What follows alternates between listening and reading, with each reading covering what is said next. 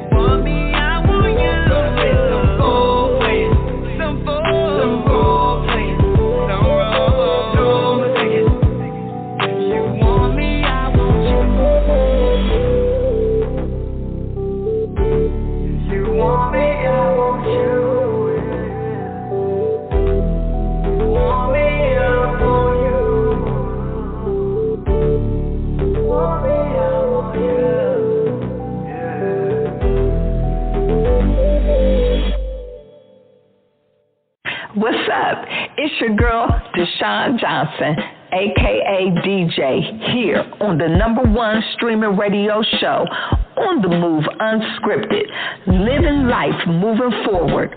I'm here with my girls every week on Thursdays, 8 p.m. Eastern Standard Time. Here we talk about it all. It's real, raw, and relatable. We thank you for your support. Bring some family and friends with you next week. Stay safe and remember to always live life moving forward. God bless.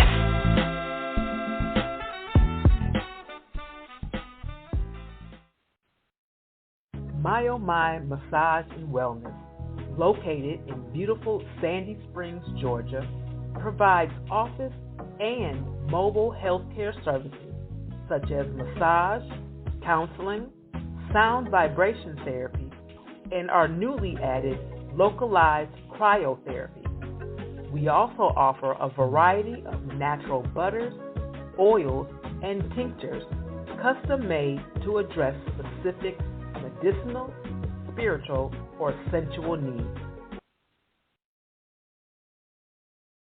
This is your boy, Bad Boy Billy Sly. Whether I'm just chilling in the studio or kissing a leading lady or out on the street promoting our new CD, Kenny G Waller Bass, no matter how you play it, I'm down with Patricia and Mr. Stout on the Move. Unscripted, baby. What's going on?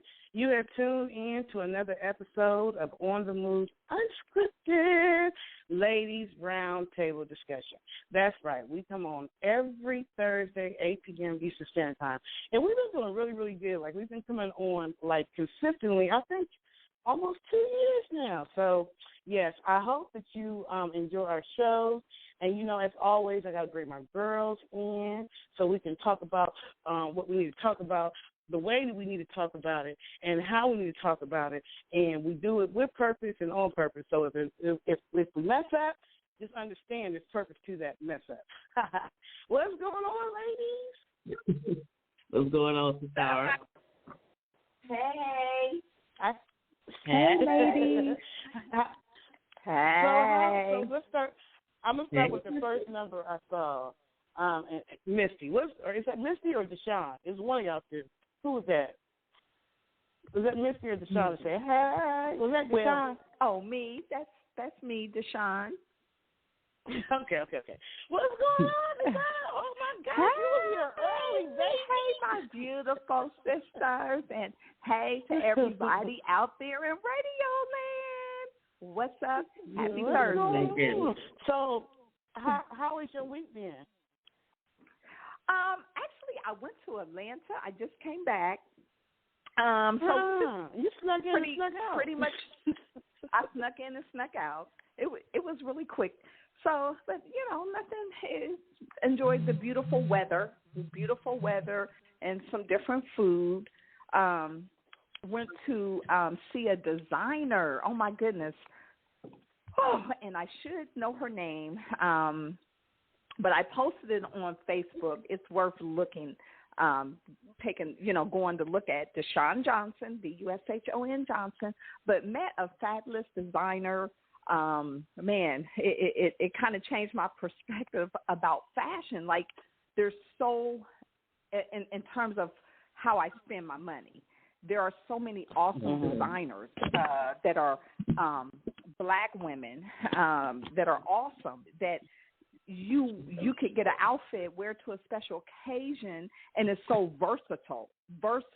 Like this particular designer, I had never thought about it. It's kind of like a jean jacket, but it's really stylish. Has a kind of high collar. She said, "Turn the jacket around." Who was the designer? Do you remember? Okay, I know. You don't know that of the like designer? Here, I need to go to my face page and look so I can be correct. But just give me a moment. She said, flip the jacket upside down or flip the shirt upside down. When I tell you I flipped that shirt upside down, and I'm telling you, it is fabulous. So I'm like, oh my God, I gotta. Wow. Nobody never told me to flip the jacket. So if you guys have ladies, you got little vest jackets or jean jackets, flip it. It gives it a total different look. So anyway, let me find my pen. Hold on, let me find my pen so I can write down this designer that you just made this sound fly. Oh, it was so fly, and a lot of her designs were colorful. Like, take a look on my page, and you'll see. I posted a couple of pictures, but just awesome. Somebody I would travel to or order from, and like I said, did you find it? Okay, let me. You know what? Let me. Here, hold on. You making me want to know. I'm not going to do this no more. I'm not going to do this no more. I'm gonna give her some. I'm gonna give her the respect that she's due. I'm gonna slide down to Kim, and when you find it, you just jump on in there. Okay, you go. Okay, so go Kim, right what's ahead. going on, Mama Sita? How was your week? My week's been chill, actually. I mean, it's been busy but chill. I have, Sunday night I go skating. So this Sunday coming up, one of my skate girls is having her birthday party. Miss Yvonne. Yeah, I never seen that. Yeah, so I will be bending. I've never seen that. Happy birthday to her. Yeah. Indeed. You know, So I will be bending. Sparkles has become very popular. Sparkles skating rink in Atlanta has become very popular. Indeed. That's where it all goes down on Sunday night. It do. So I ain't gonna lie. It do go down. Yes, indeed. It's so much fun. If you live in Metro Atlanta and you like to skate, or you even like to just watch skating, maybe you don't want to get on the floor, you just want to watch it. However it is, you've got to go to the Sparkle Skating Rink. It's in Smyrna, Georgia. Y'all know, you have to understand, in Atlanta, if you about 40 miles, they still claim you. So it's still in Metro Atlanta. Outside of 40 miles, I don't know. Y'all lying. Okay. So So you've been chilling this week, huh? Yeah, for the most part. I'm going to see my baby on the 16th. So I'll be up your way. Oh, good. We're going to meet up. Yes, we're going to have to all do something. Indeed. So that's exciting. Are you going to be here? When is that, Kim? The 16th. When is that, Kim? The 16th. Of this month? Yes. What day is that? Are you going to be here for a Thursday? Is any of them days that you going to be here on a Thursday? So I think I'm coming. I'll be there Wednesday. That is a Thursday. Yeah. Yeah, we should do the show together. We ain't met up in a while. Indeed. Yeah, that would be fun. Okay. Well, I am glad. I have the name of the designer. Okay, what's her name? Okay. Can you spell it her name for those of us who don't feel like telling it? Yes.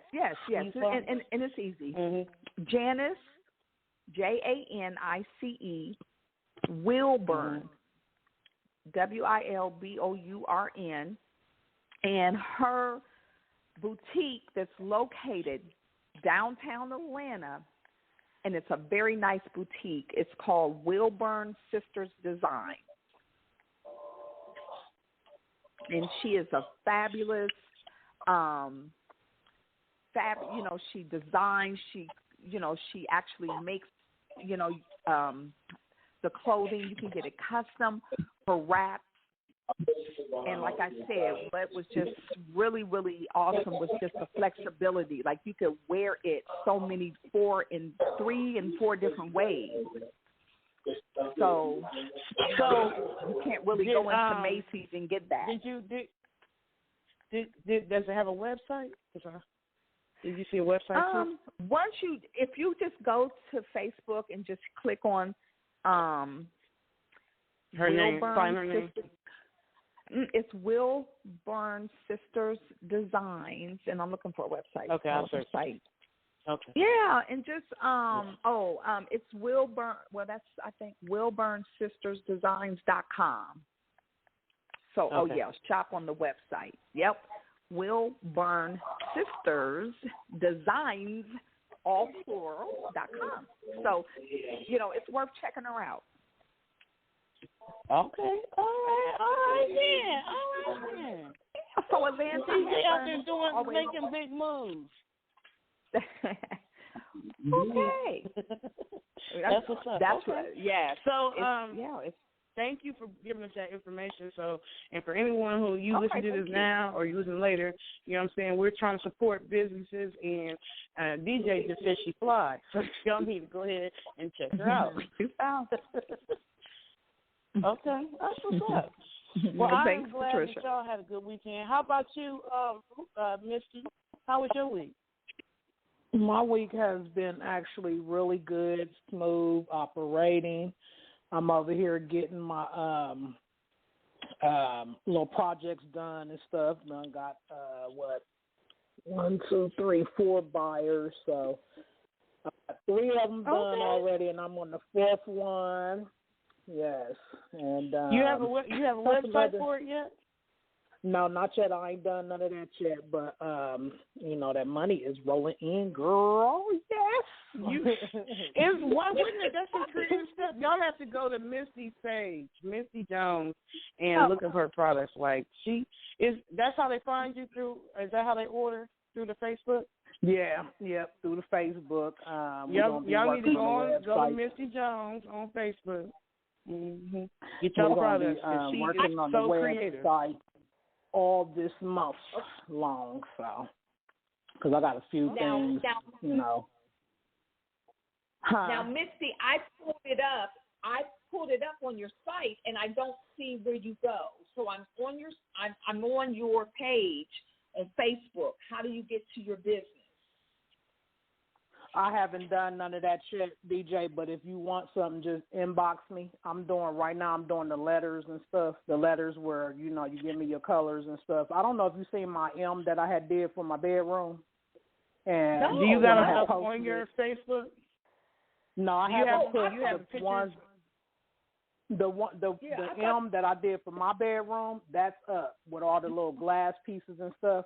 But everybody else is not, because I didn't want to just you know show their stuff, share theirs without them.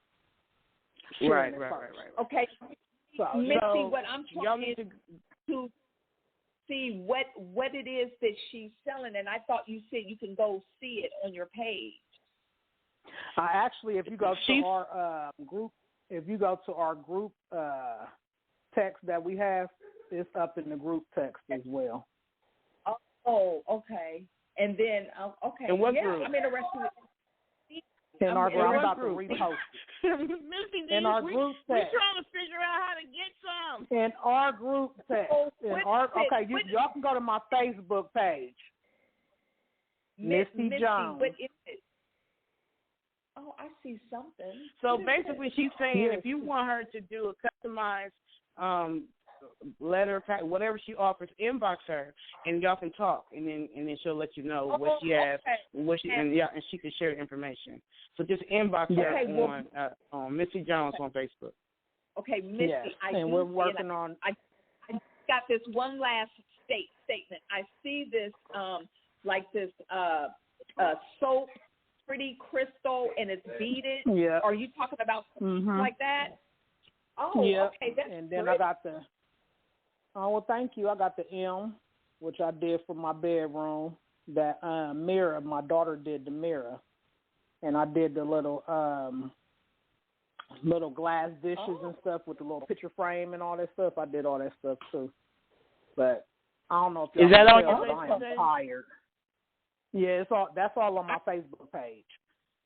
Yeah, I'm looking at it. So if y'all go to her Facebook page and look at those pictures, if y'all want something like that, then you need to inbox her, and then she'll let you know what she has, what she can do, customizing whatever. You know, that's how she's doing it until she gets her website up. Right? Am I right? Absolutely. Right? Yes, you're right, and I am. Yes, you're right, and I am sending out packages from state to state as well. So hey, hit me up, Misty Jones on Facebook. Congratulations, Misty. I'm gonna have to check it out because I'm thinking I want to get one for somebody. So yeah, I like that. Okay, that's what's up. Well, my week has been cool. I started my contract this week, so I'm happy about that. Okay, I'm excited. You know, just to be, just rolling, just planning, just doing what I love to do. I've been having a fun week doing what I love to do. Let's put it like that. That's good. Yeah, so it's been it's been a good week. So we're proud of you as well, Patricia. You've been doing a lot. You've been putting the time in, and you've been getting it done. And we're proud of everybody. DJ, we're proud of you. Patricia, we're proud of you. Kim, we're proud of you. And Marie, we're proud of you too, girl. I don't know if you're on, but we're praying. I'm proud of myself.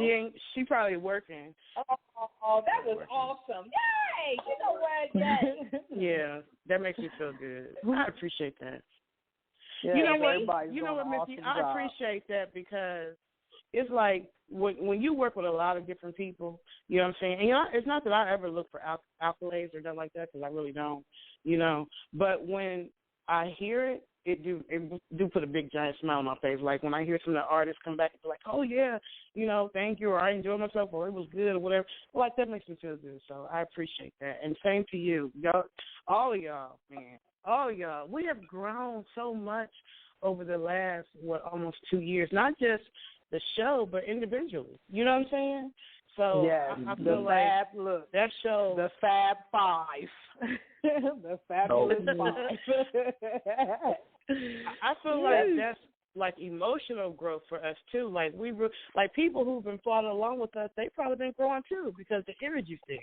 You know what I'm saying? Yes. Like we've all been growing individually since we've been doing the Ladies Roundtable discussion. Absolutely. So that's what's up. And fertile ground. That's what's up. Okay. So when Kim, when I asked like, what should we talk about today? And Kim, I want y'all to, if y'all don't mind, mute your background, and so unless you talk, because I'm hearing somebody's background. Until you about to talk, because y'all know y'all hate for me to do it, y'all. But yeah, because you don't know when to come back. We be all talking, right? And then we don't hear nothing. Patricia, don't nobody hear nothing. Oh, you do hear mute. It goes mute. I'm trying to give y'all see. I'm trying to give it to y'all so I don't do it so y'all don't be fussing. So anyway, when I when I sent out the text today, like, what should we talk about? Kim came back with a very, very good topic. And I'm like, oh, yeah, without a shadow of a doubt. So tonight we want to talk about something that I know is going around in certain places, social media or whatever, but you don't really hear. In fact, I haven't heard them talking about it on the news or nothing like that. And that's these missing black women and children. Like, and it's been going on for a minute now. This ain't like no new thing. You know, so when she said, let's talk about that, I'm like, yeah, we can talk about that. Mm-hmm. It was going, I remember when it was going on in Chicago, real heavy. Now I'm hearing it in Ohio, like, yeah, so yeah, you're right. We should talk about it. Yes, indeed. It needs to be talked about. We already know it's not going to be talked about in the news, but there are so many. Georgia, too. I know. I heard so many Amber alerts. Stuff? Yeah. You know what? Let me tell you something. Yeah, let's talk. Amber alerts don't work for us. We need some ebony alerts, okay? Amber don't work for black people. They don't look for Amber alerts. Get an ebony alert so we can find our own. So I've come to learn. Okay? I've come to learn that there was a lot of somebody missing because some Amber alerts was rolling around. So I don't know who, but there's a lot of somebody's missing. Let's put it like that. I don't know what the color was. I've seen. They're not looking for us. They ain't looking for us. They ain't talking about it either. There are at least 75,000 black women missing. 75,000. You heard me? 75,000 black women missing. I'm still trying to process the number. 75,000. That part. Thousand. That blew my wig. 75,000 black women missing. Kim, can I ask a question to that number? Does that include drug trafficking? You know, does it include those in those numbers? Or is it just I would only these women are missing and there's no category to that? I'm not absolutely certain. I would assume so. It includes the black women that you ain't seen. You know what I'm saying? It's so I'm on a website now. You don't know how they come up missing, but they're missing. Have you ever heard of NPR? Heard of what? What is that? There's a website. It's NPR.org, and there's a story they just did on September 24th, and they were talking. It says tens of thousands of black women vanish each year. This website tells the story, so it's talking about some of these women that are missing, and this was created wow. Originally created in 2018, so that's why I'm saying it's been going on for a minute. NPR. And see, I told Kim earlier when we talked briefly, and I said I've always heard that, but how do you know? You know, I've always heard that over the years that I didn't know it was specifically women. I thought it was just, black people in general, men, children. And I've always heard that, never seen it, never said. But let's take the time. Right, exactly. That's a different number. That's a different number. But my question is like, how do we know? And like I said, I've never researched it. I've never heard it on the news as a campaign like COVID or, whatever, they run and say that it's priority. Mm-hmm. You're not going to hear it on the news. You're not going to hear it. These women are missing being broadcast.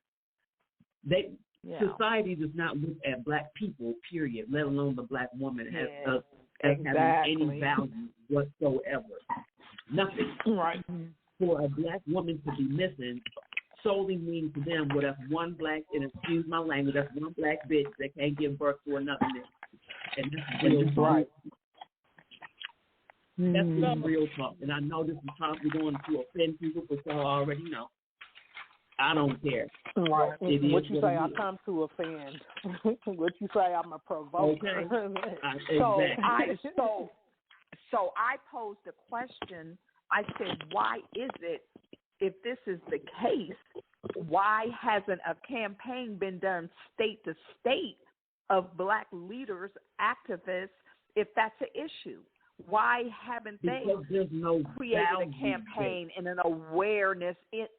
I'm talking about the black advocate, from state to state. That should be a state to state thing. Absolutely. So I remember when in Chicago it was a big thing going on in Chicago, and it was a big social media campaign at that time because a lot of the young girls were missing. Mm-hmm. Wow. Yep. And you're saying it's still going on. If you start a campaign, you got to consider this. If you start a campaign to look for all of these women, then you have to start digging into why are they missing? Where were they? Where are they missing from? What was the point of them being snatched or whatever? That's a whole lot of something people don't want dug up. Why they're not talking about it? And what was done? Because the truth of the matter is the women are being. Wait a minute, I can't hear both of y'all. So one at a time. Mm-hmm. Go ahead, Kim. I'm sorry. I think the truth of it is that black women in particular are being snatched for their body parts. They're being snatched for their organs. They're being snatched for their wounds. All of that. These things are on the market. People are selling and buying parts to create other beings, to make it so that people who cannot or who are naturally unable, who are not naturally created to have children, are able to. That's ridiculous.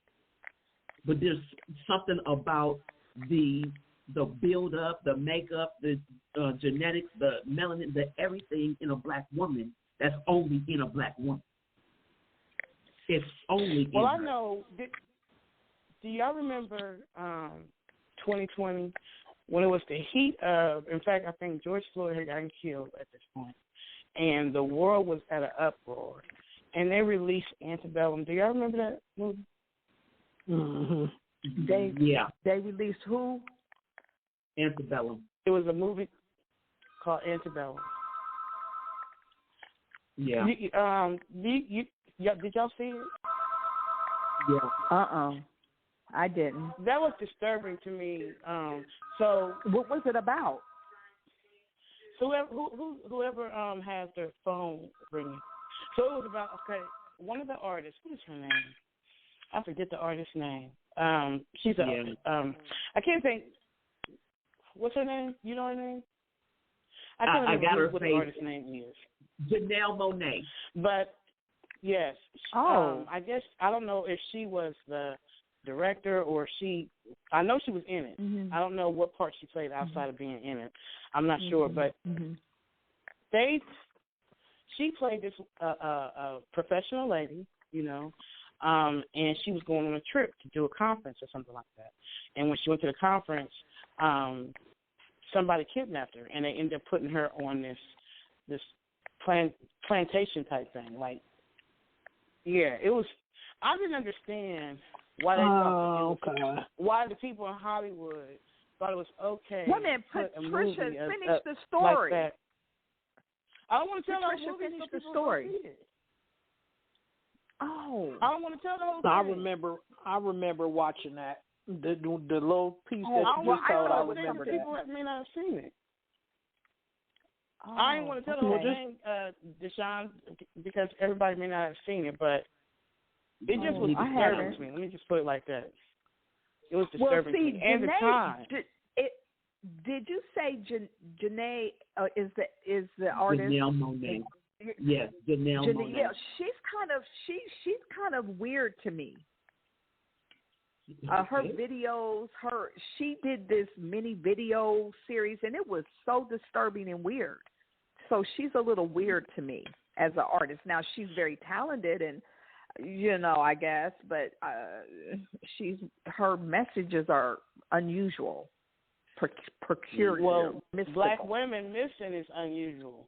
Let's not go off the subject. So, okay, but I'm just saying. But I'm just saying the time that they put that in. How do you know if people are not kidnapping Black women and putting them in slavery? There's slavery type stuff going on in other countries or other places. It's happening right. So how do you know that they're kind of like 12 Years a Slave? Remember 12 Years a Slave? How they captured him in 3 places and took him somewhere else? I couldn't watch. Not saying that's what's going on. I don't know what's going on. All I know is I don't understand, like you said, Kim, why is it that this is a big enough number that they need to be talking about? Like, they don't care. There's no money in it. There's a reason why they're missing. And then I'm sure a lot of these women that are missing are people that a mass number of people won't miss. You know what I'm saying? Like, these are people that they will get that nobody's going to look for them anyway. You know what I'm saying? Or it's just not a big deal. Whatever the case is, it's too many. And just the fact that nobody's looking.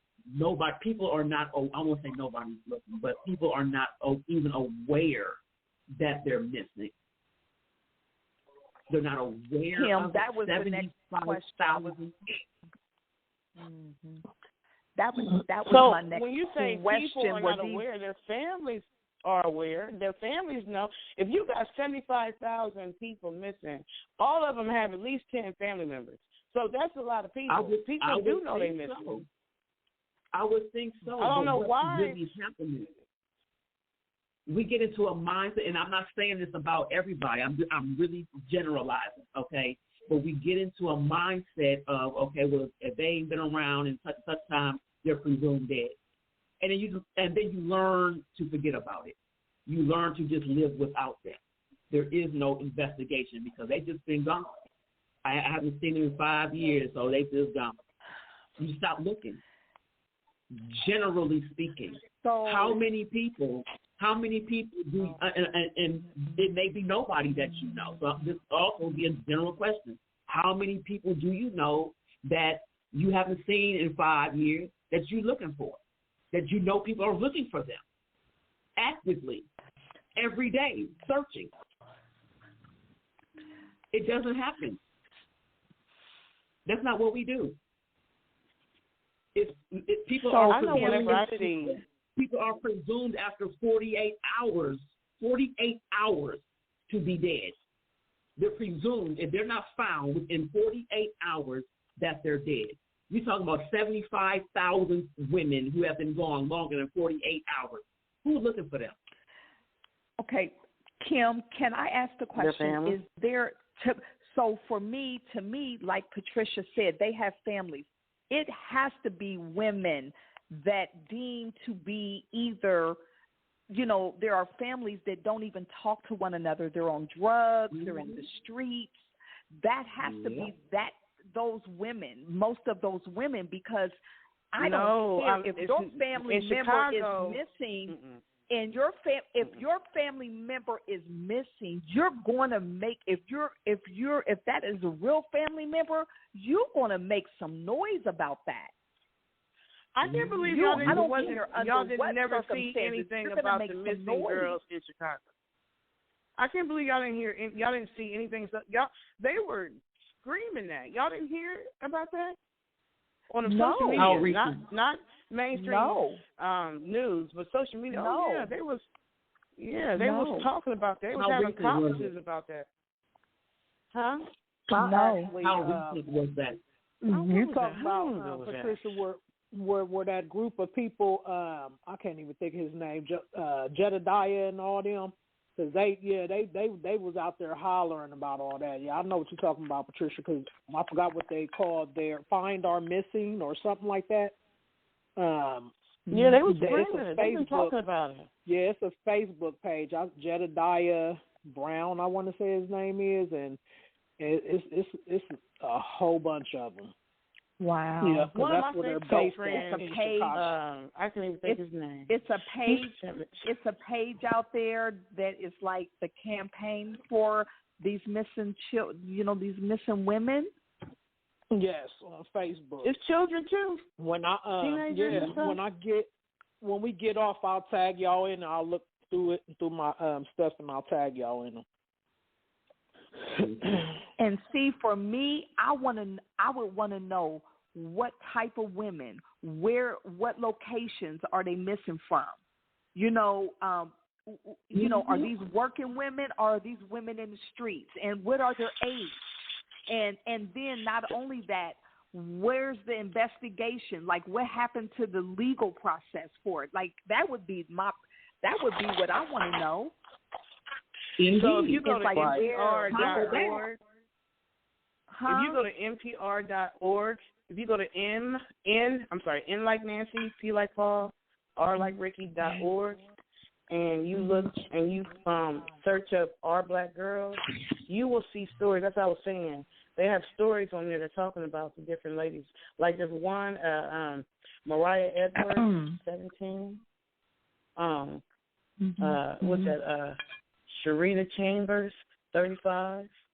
It's a lot of them. It's a lot of names. It's a lot of names. I didn't even that's just for the women. That number, that's just the women. That's not including the children and the men. That's just the women. That's ridiculous.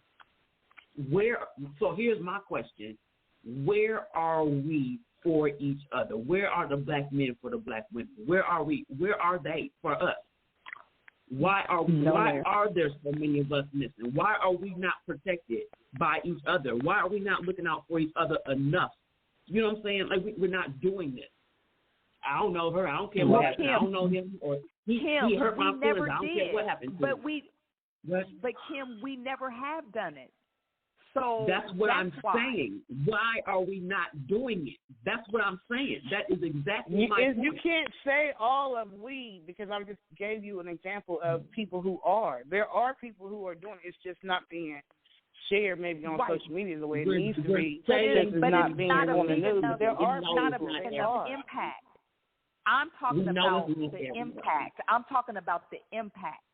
I'm talking about the impact. We never have been together to cause impact, and there's power in if we did. It would change everything, but we never have, never. So I mean, when was Martin Luther King era and Malcolm X. That was probably the closest. Other than that, we've been divided, even in our own culture. Always competition, no support, just all of it. And to me, it's a spirit. It's a generational spirit that we have globally.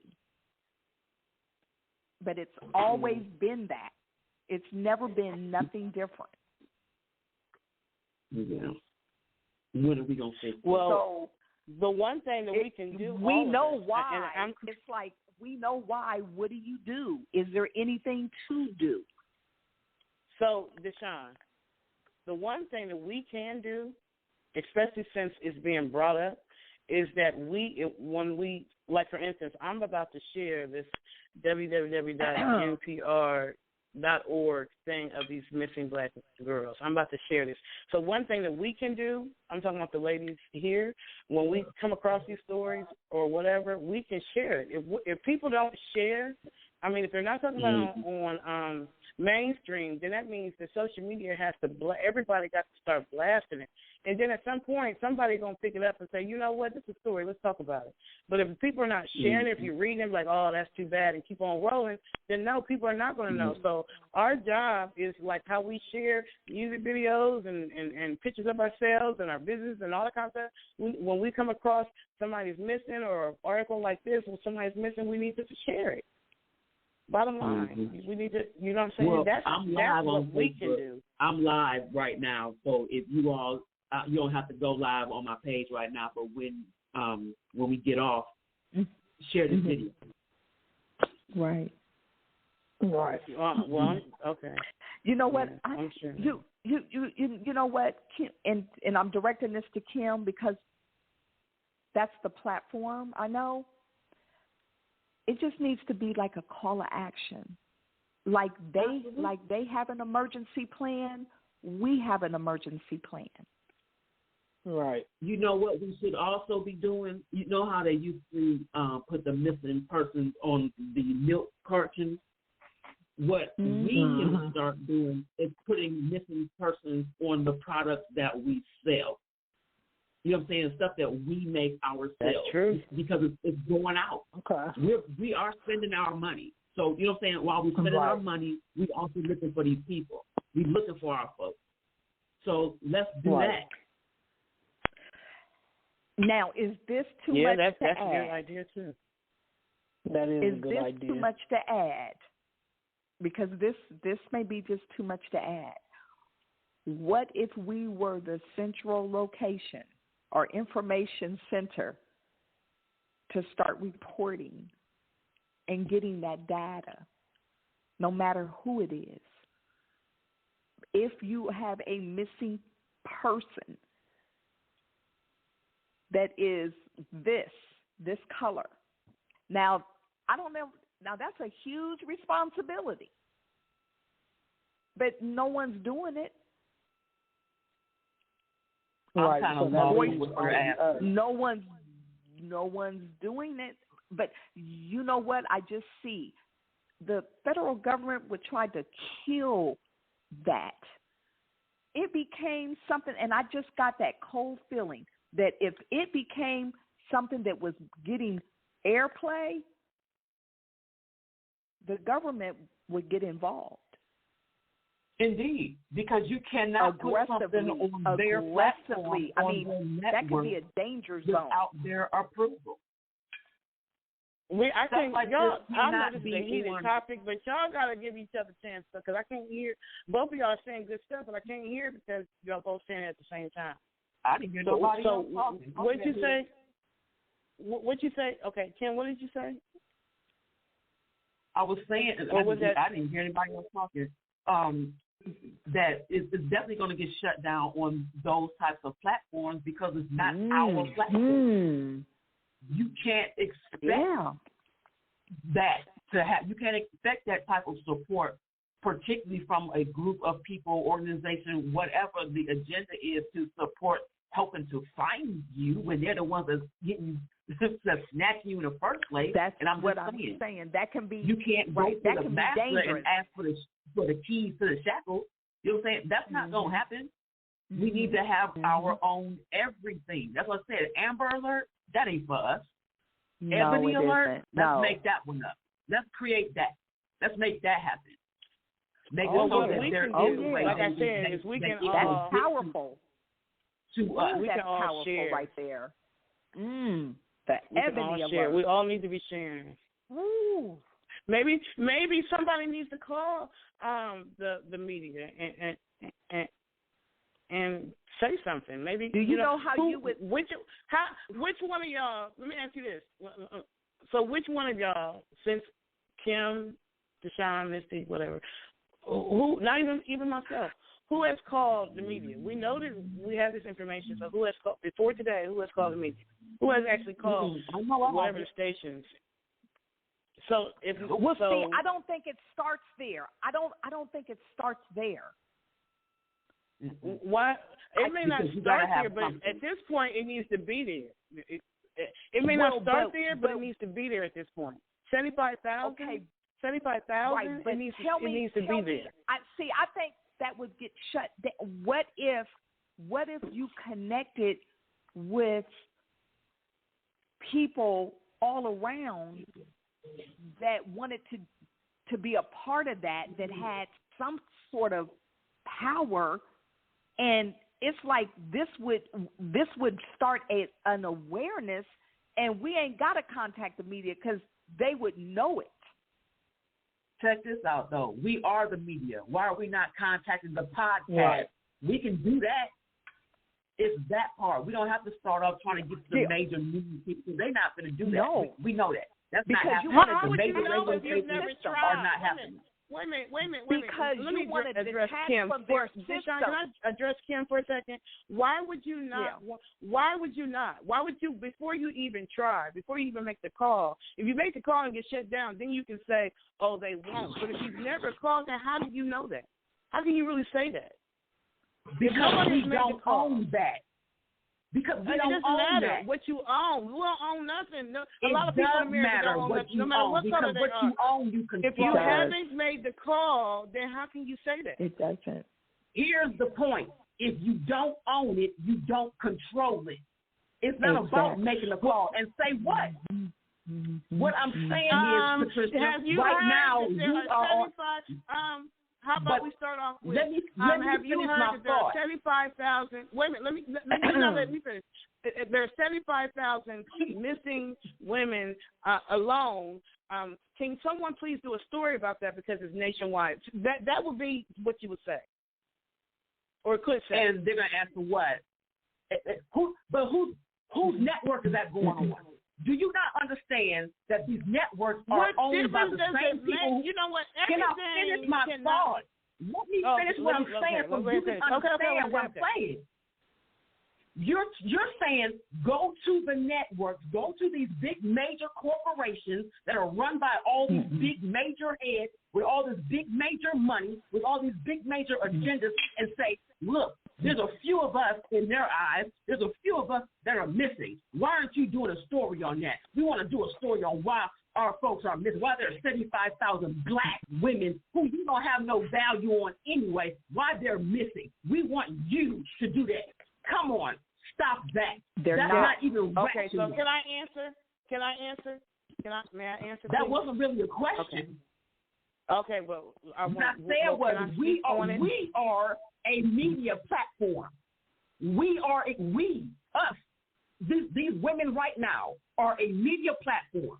We need to be discussing this with other people who have podcasts because they're paying for their own stuff. They have podcasts. They can say whatever the hell they want to say. If we can get these things, this type of information to people who own their podcasts, then it can get out further because it's underground as well. The underground is where you get the information from. This top media is not it. Okay. So can I address that now without interruption? Okay. So I get what you're saying because I understand who you are and what you believe in and all that. I get that. But this is bigger than that. Like, I feel like if the underground, you cannot categorize all people of a color of a power as the exact same because everybody's not the same. Everybody doesn't have the same spirit. Everybody doesn't have the same heart. And some people who have hearts that would do something just need to know about it, and they would do it. They would shape whatever. They know the people in power. They would, look, this is what it's got to be. You got those people. God is placing His people in different places. You got to understand that we are at this is a spiritual war going on, and God is strategically placing His people in different areas. So you can't say we're not going to call them because ain't nobody going to help us. You don't know that because you've never made that call. You call. If you make that call, and it just happens to be somebody, one of the angels, persons that God has put in the position, and you make that call and you say that person is going to do what needs to be done because that's his assignment. That's why he's put there. So this is a spiritual war. You cannot just say, I'm not going to tell these people. No. Yeah, there are bad people in every freaking color. I am so against this whole division thing. I feel like I understand what you're saying. This is what's going on. And I know there are a whole lot of people around the world who feel that way, who are evil, got that kind of heart, all that kind of stuff. I know that. But there are just as many people that are good, who are not black or who are not Chinese or who are not white or whatever. Like, this division thing is what the hell is wrong with us in America and the world at large. I just feel like if you haven't made that call and you haven't given someone the opportunity to shut the door on it, or if you haven't made the call, that's like saying, I'm not going to make the football team, so I'm not even going to try because I know the coach. And the coach only picks people who are 10 foot, whatever. So you don't never even try out for the team because you got that thought in your head. But then somebody else who might feel the same, maybe the same color, whatever, makes that type of faith, and boom, it's on the team, no problems, no issues, slid right in. You can't just have that kind of mindset. That's not any better. It's not, to me. So let's make it prejudice, racism, all that kind of stuff is not just. There are bad white people. Yes, there are. There are KK. All that. There's a lot of bad people, but then there are good people, and those good people may be in those positions in media that you could call, and they haven't heard it yet because it is underground. You can't just say that without trying. Patricia, what I said was that's not where you start. That's what I said.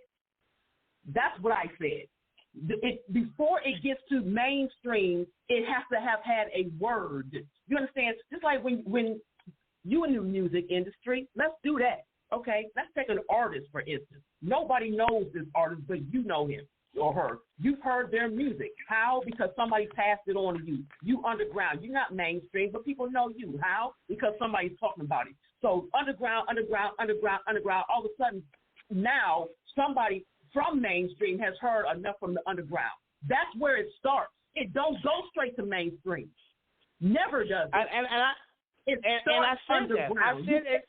I'm not talking about where it starts at. I'm talking about where we are right now. Every movement that ever did anything started underground. Any of them. Okay, and it's been underground. Did nobody ask the man for anything? They didn't go ask permission to go do nothing.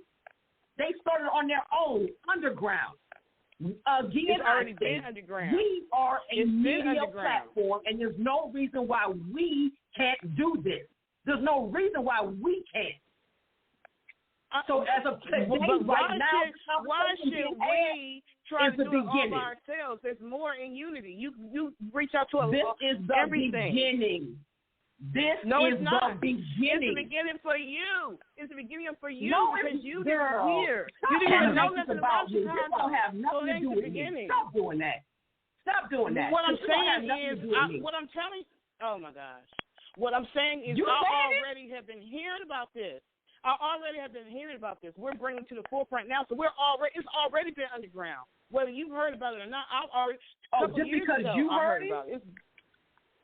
So I'm saying it's already been underground. Because it's already been underground. There's four of us that heard it underground, right? Let's just say that. Let's just use that for instance. It's four of us that heard it underground. Now what? You take it from the four of us underground to four more underground, to four more underground. Then it's going to eventually become mainstream. Yeah, why? Because there's a whole lot of underground talking. The mainstream wants to now know what's going on. They want to know. They want to be a part of it because it's underground. When you start taking stuff like this immediately to the main ground, they're not hearing that. They're not hearing that. Yeah. And you know, as an A&R artist or whatever, you don't just automatically take your stuff into your record to a mainstream record company or whatever before somebody underground and heard it. You already know that. People doing their work. They're doing their work underground first. What? It's already been underground. You just haven't known about it, I guess, because it's already been. They were all. Never mind. So what I'm saying is, that's at what this I'm point, saying. They've been underground. That's the point, Patricia. 75,000 missing. That's the point. It has to start there.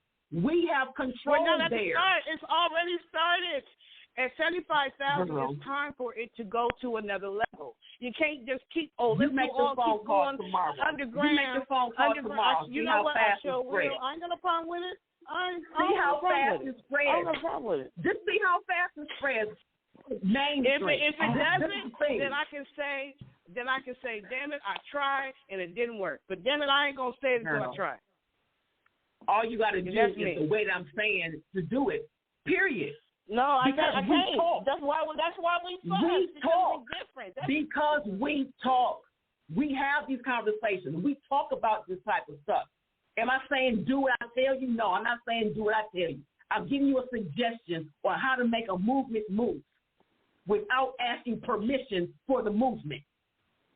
You move it. I ain't asking permission for the movement. I'm using all trying to take it to mainstream, taking stuff to mainstream and saying, would you please broadcast this? Would you please let the people know that we missing out here is asking permission?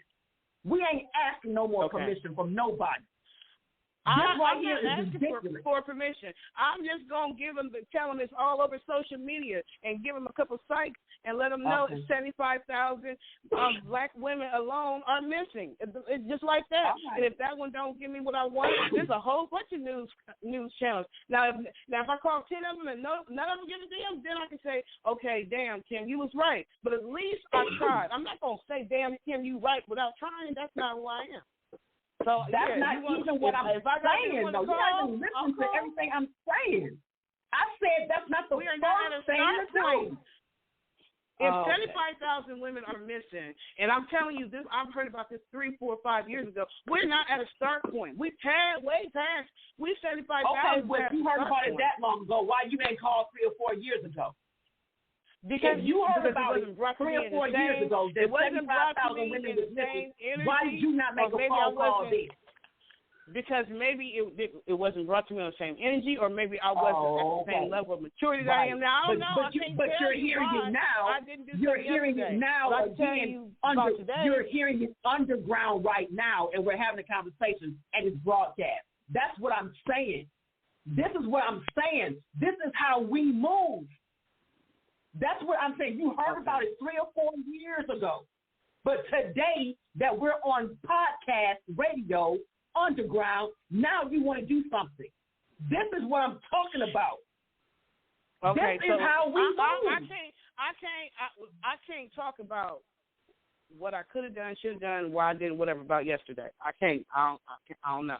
But today, I can say today that I'm looking on the website and I'm seeing all this information on top of thinking about what I heard, and I'm like, yeah, we're at that level now where we can reach out to mainstream. In fact, they're probably going to listen to it anyway because, you know, I feel like there's people. It's time for it to go to mainstream. 75,000 women is too many to be still talking about some underground.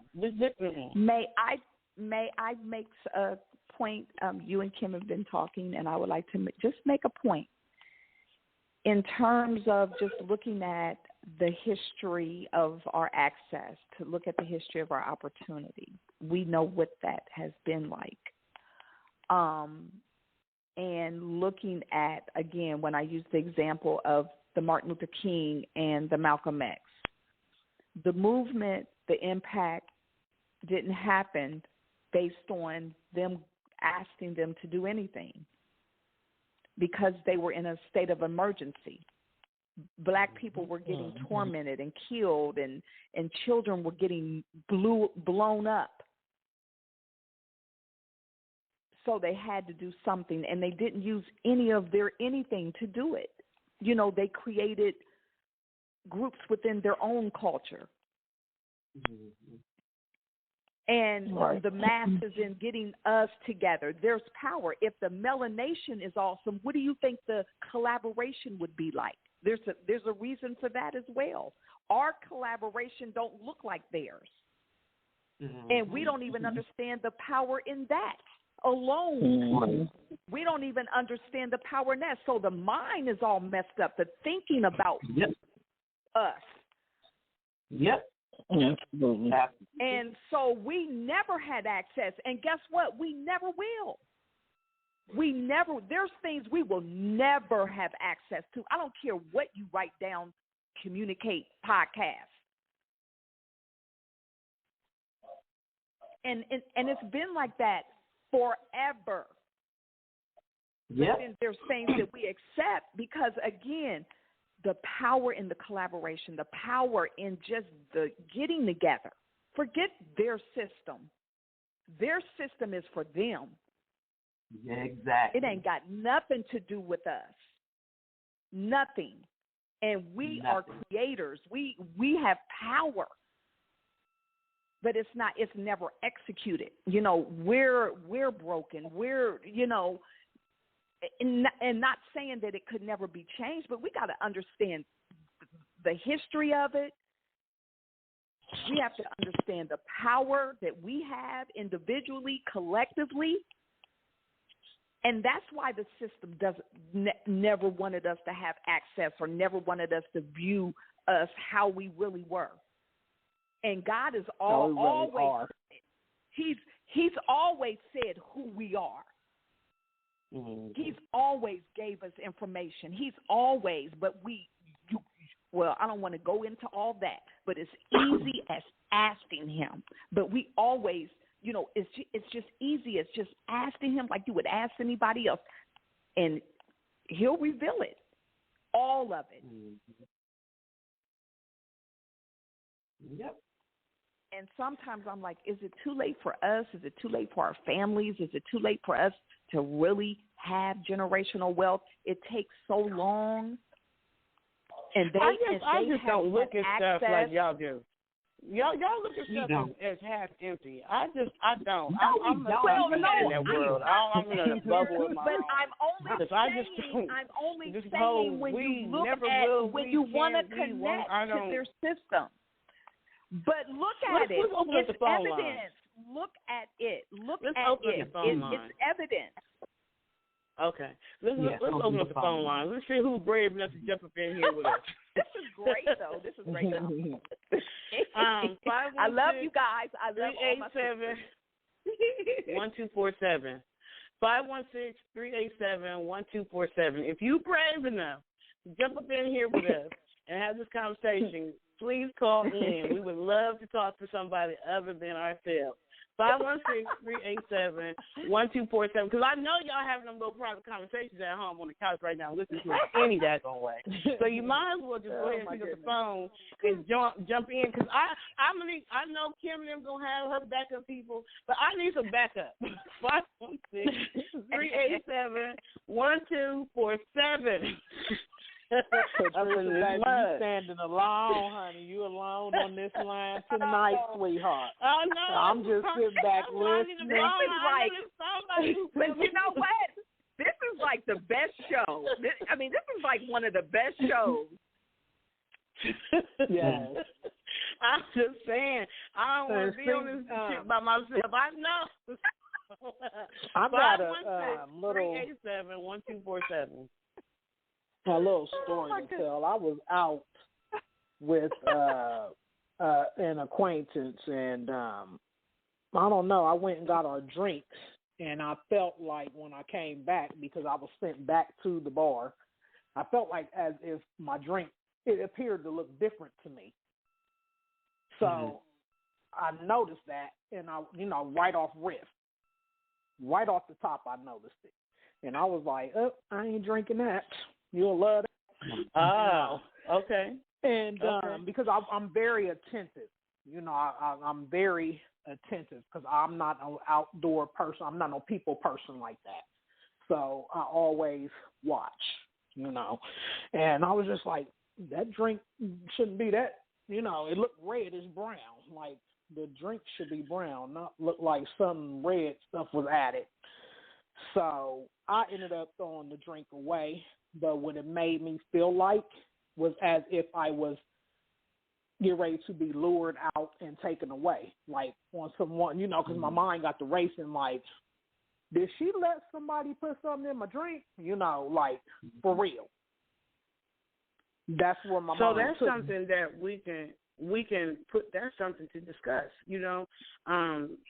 For especially young people or people in general, when you out and you drinking or whatever, make sure you don't leave your drink. Like if you drink and you get up and you walk away, that's a wrap for that drink. Right. Even if it's with somebody that you think that you can trust, because nowadays you can't trust nobody. I can trust y'all. My sisters, we done sat together plenty, a few times. I can trust y'all. Right. But for me, being the type of person, I don't go out. I don't do that. That's not my type of, I've never been a people person like that. No, I went to a handful, but you're not going to say you seen Misty in no club or nothing. You can't say that. And if you did, it probably only happened once, maybe twice, but once. You know what I'm saying? But it's just like when you're with somebody, and that could be how a lot of those women are going missing. Exactly. Maybe they was with somebody that was a friend that they thought that was a friend that set them up for somebody else. Right. Exactly. Because they getting paid to do it. Them. Hey, yep. Jill, hey, they are getting paid. Do you guys remember that movie called Taken? It was like Taken 1, Taken 2, Taken, and that was what was going on over in London or in one of those countries is that they had a system that men, girls would come in and they would, coming into a party, invite them to a party and find out where they live because they're naive, but it was a whole system of underground that they did, and these girls, when they got them, they kidnapped them and they drugged them up, and some of them would die and some of them would live, and then they would sell them. Yep. And see, for a lot of seriously, money, hundreds of thousands of dollars. They would sell them for lots of money, and they sold them to rich, wealthy people, businessmen. Right. What's the dude that I don't know what his name is, but he got prison time, but it was only 9 years. He was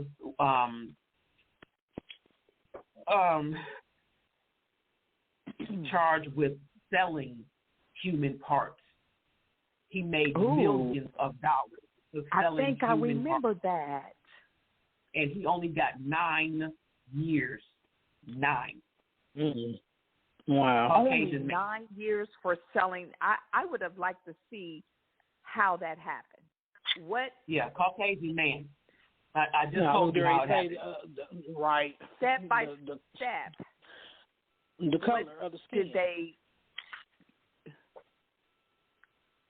But people are being paid to snatch folks up. People get paid to snatch folks up. People get paid to take their parts. People get paid to sell those parts. People are about money. So he didn't necessarily get convicted for killing anybody. He got only convicted for selling bodies. Oh, okay. Mm-hmm. And not saying that that's okay, but he didn't get charged with murder. No, or he just got charged or with rape or selling parts. I'm sure there's a law for that. Like, what is? I mean, that would seem like their law is don't get caught bringing my dough. That's their law. Don't get caught bringing my dough. That seemed like that would be a life sentence. So the reason why it is because maybe the government is in on it. How about that? Right, maybe exactly. The government is in on it. That's why he got less time, because he was working for the government. Exactly. Definitely working for somebody or somebody or some organization that is higher up, that has the power and control of it, of the movement of that. Period. That's what we're dealing with.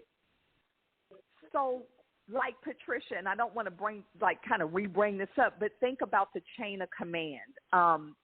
the government is really, they kill people. They murder people. They have assassins that murder and sell children and do all kind of stuff. And they're connected all the way to the top. The main media, they control that. Okay, so I get all that part right there. I understand.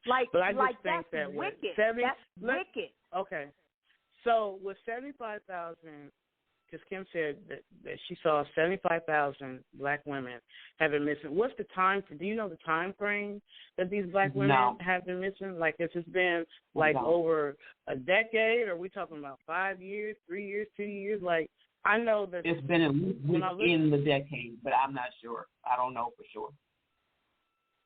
So I do know that 10 years.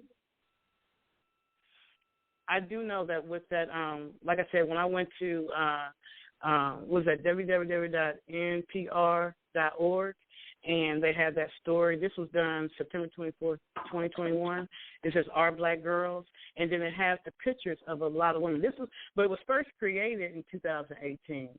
So we know that, and I want to say, I remember hearing it maybe the year after I left Chicago. So maybe about 2017 is maybe when I heard it, like really heard it the first time.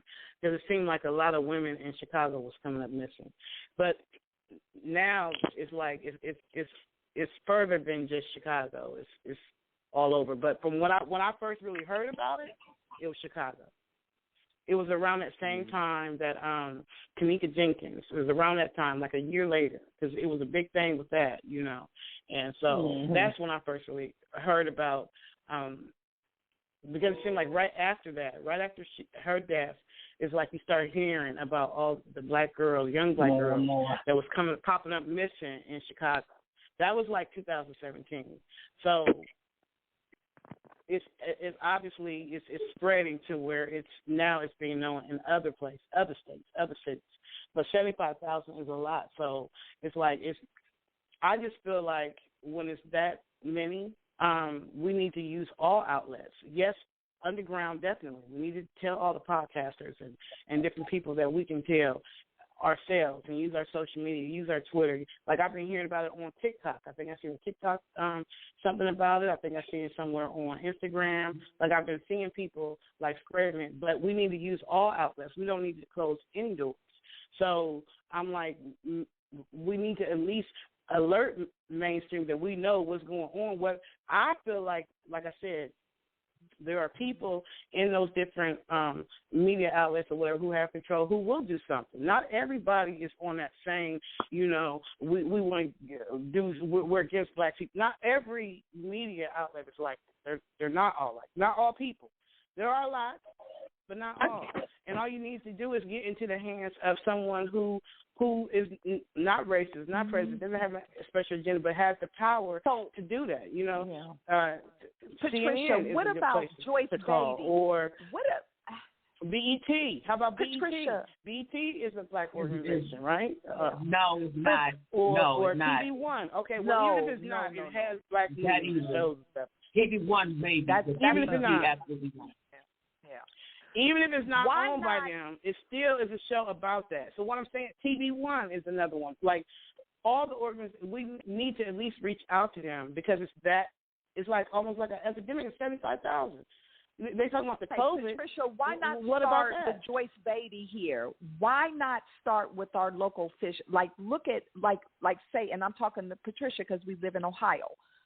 Think about Joyce Beatty, who's a black politician that has influenced congresswomen, that has connection with the president. Why hasn't that ever been a topic? I don't know. Have you ever called? I'm not talking about me in terms of calling. I'm saying why hasn't that been a topic? No, but I'm just saying. Maybe because nobody's brought it to it. Maybe this is the beginning. Maybe this is the beginning of it reaching mainstream. I just like to look at stuff in a positive sense. I just don't like to look at it like, oh, they're not going to care. You don't think Joyce like Beatty knows? And I'm not saying nothing negative. I'm just asking the question. I would ask her. Are you aware of that? Have you ever heard about all these black women missing? See, I haven't been in Columbus, Ohio long enough to really know all the different people. I've been gone for 20 years, so I don't particularly know her. I really don't, but that doesn't mean anything. Are all the women of color that are in these states that have influence in the community? And right. I'm not saying her name as to say that's bad or good. I'm saying nobody in no state ever talked about it. That's a black leader. Ever? I don't know. Ever? I don't know. I just know they were talking about it. That's mind-boggling.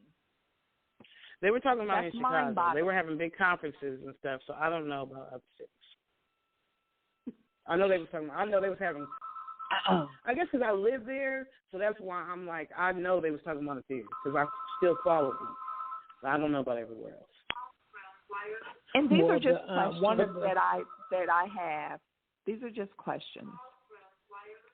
So let's talk about some safety things for women who are out here now. You know what I'm saying? Like one, Misty said, don't when you drink something or whatever, you walk away, don't come back to that drink. Or when you go into a store or something, don't park way back all isolated by yourself. Park up close to the light or wherever. Always pay attention to your surroundings. Always pay attention. Let me tell you what they're doing with the drink. Who's around you? Who's pulling up on you? Always pay attention to your surroundings. Sometimes these young kids, they have the earphones in their ears and they can't hear nothing about nothing that's going on when they're walking outside or whatever. Like, pay attention to your surroundings. Can I say something about something real quick? Mm-hmm. I'm gonna just say this real quick when you finish. I would say the number one thing is stop putting all your business on social media. Stop showing your ass on social media. Stop twerking all over the damn place. Stop doing all of that because these predators are watching that. That's how a lot of them are getting. A lot of people are being found. They're being followed. They tell them where they at. You know what I'm saying? All the time. Right. All the time. Telling their business, who they with, what they got on, what they about to do. You know what I'm saying? Go doing these so-called reality, live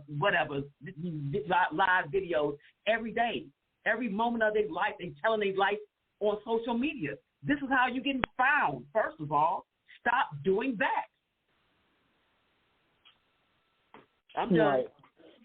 I know a friend of mine, he got on me. He was like, stop posting that you leaving and going. So, yeah, you're right about that, Kim, because he was like, don't do that. He was like, you never know who's watching.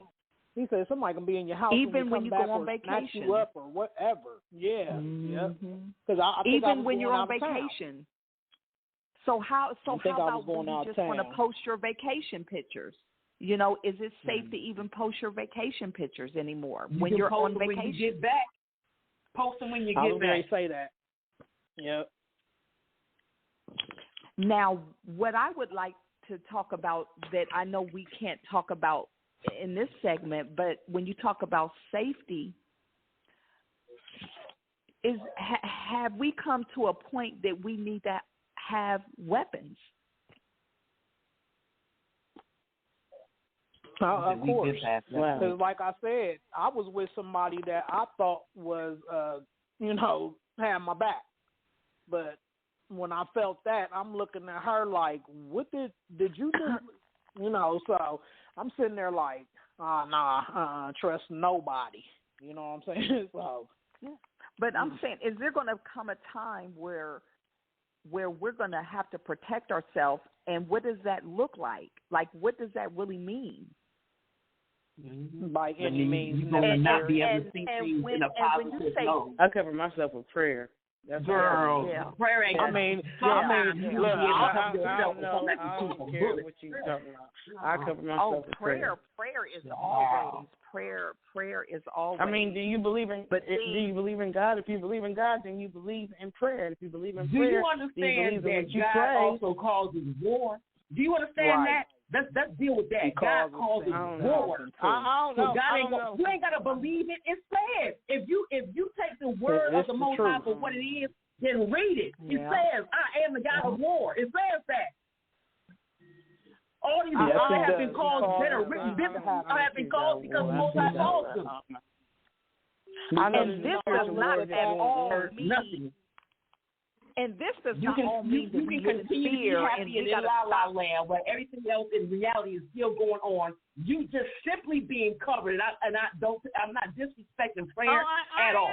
But sometimes the Most High will tell you to go arm yourself. Sometimes the Most High will tell you go arm yourself.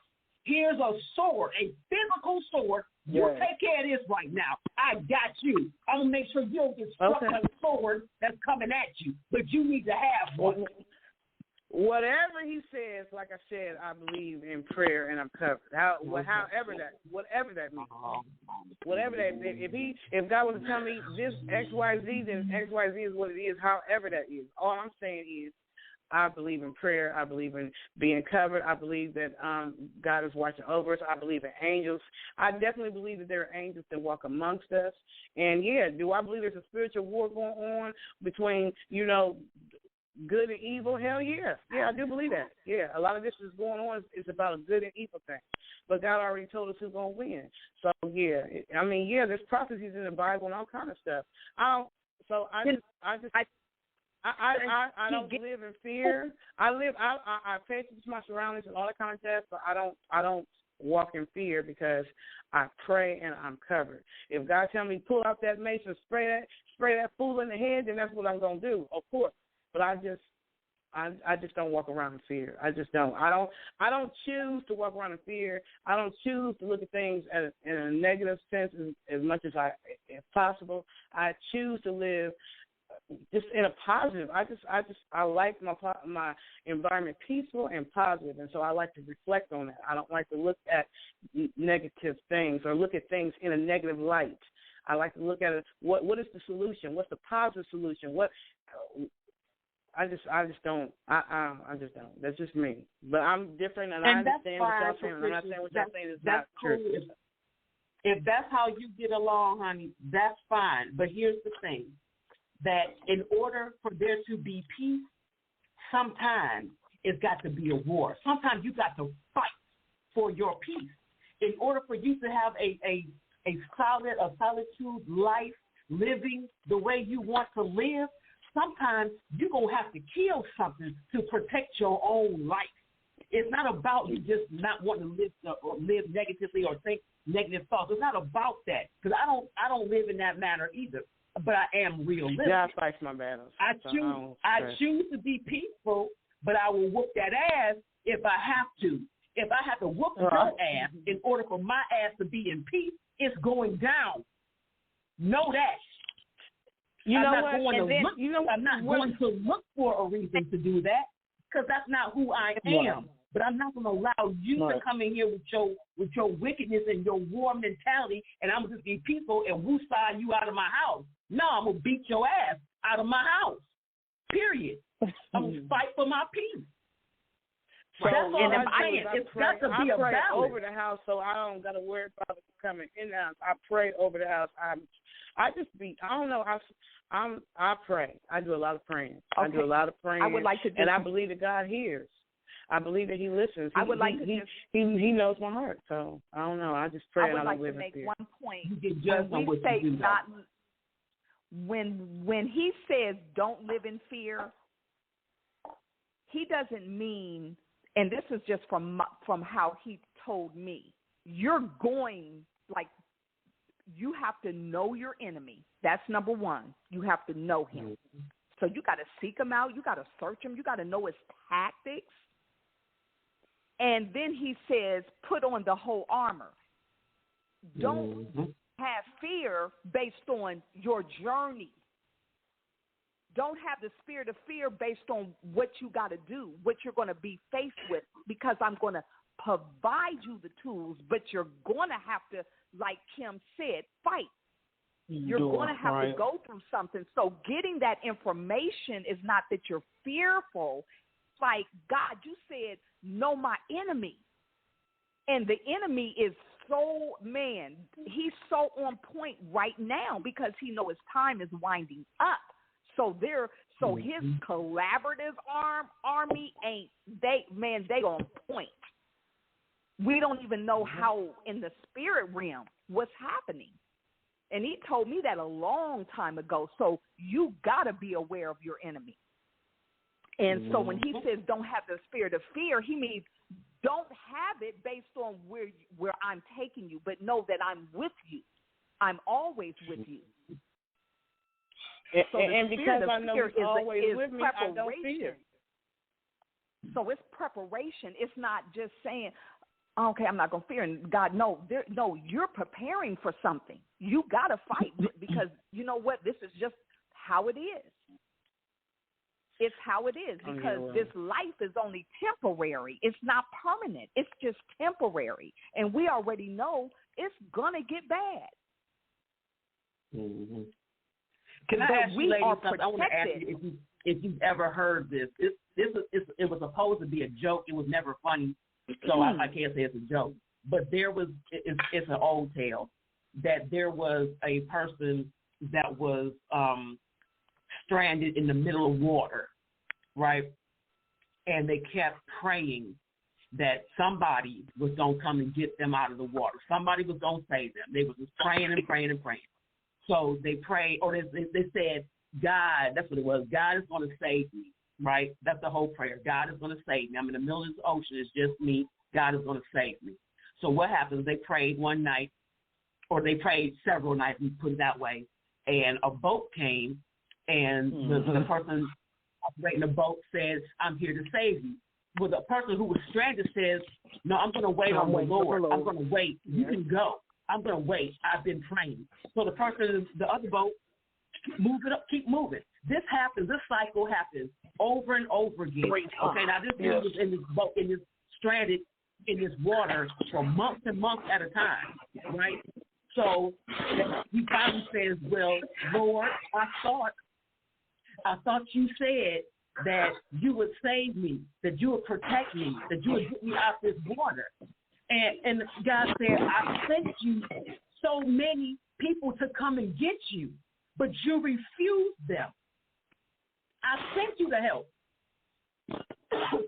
Sometimes people are, and I'm not saying this is you, but sometimes people get so caught up in the religious mindset that all I got to do is pray and wait. I don't have to do nothing else. Just sit there, pray and wait. That mindset, a lot of times, is what gets them caught up in some unnecessary stuff that they didn't have to do. Because what is it? Prayer without works is dead. That means you pray. I got a call. Yes, I'm praying. I have faith in your word. I know you're going to do what you say. I know you're going to do what I ask you to do, right? But I got to be doing something. I got to do something. Okay, let's bring the caller in. Here. Take a breath. Take a breath. Let's bring the caller in. Hello, caller. You have 647 in your number.